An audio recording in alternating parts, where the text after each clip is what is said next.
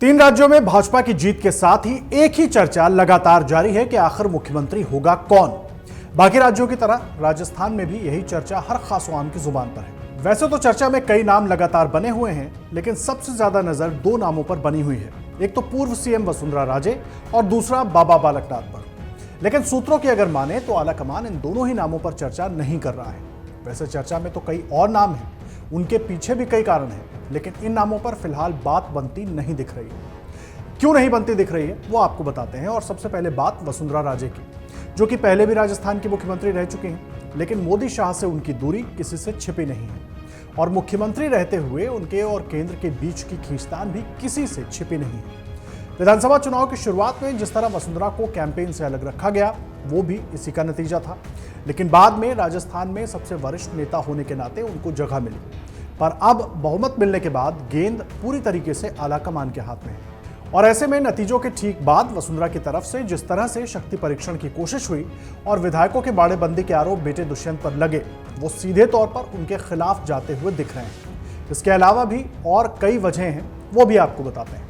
देखिए, वसुंधरा राजे को एंटी मोदी शाह खेमे से माना जाता रहा है। संघ से भी राजे के संबंध अच्छे नहीं हैं।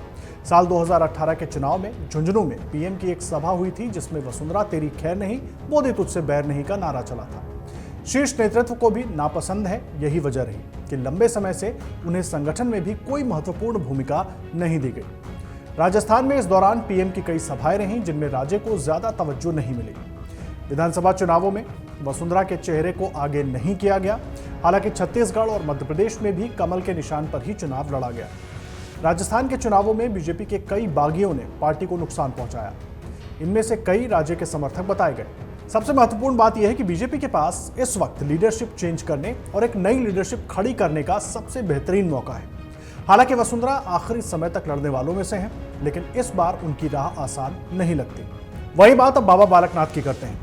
तो एक बार के सांसद बाबा बालकनाथ इस बार अलवर जिले की, जहां से वो खुद ही पहली बार सांसद बने थे, उसी जिले की तिजारा विधानसभा सीट से जीत कर आए हैं। बीजेपी ने 2019 में उन्हें राजनीति में उतारा था। बाबा बालकनाथ भी सीएम योगी आदित्यनाथ की तरह नाथ संप्रदाय से ही जुड़े हुए हैं। ऐसे में एक ही संप्रदाय से जुड़े एक और योगी को बीजेपी दूसरे राज्य में मौका दे, इसकी उम्मीद कम लगती है। और जरूरी नहीं कि उत्तर प्रदेश वाला एक्सपेरिमेंट राजस्थान में भी कामयाब हो। साथ ही बालकनाथ का राजनीतिक अनुभव अभी बहुत कम है। राजस्थान बीजेपी में ही अभी उनसे ज्यादा अनुभवी कई नेता मौजूद हैं। अगर बालकनाथ को सीएम बनाया जाता है तो संगठन में भी नाराजगी दिख सकती है। अब देखना होगा आलाकमान किसका चयन करता है, लेकिन ये दो नाम रेस में क्यों पीछे हैं वो हमने आपको बताया।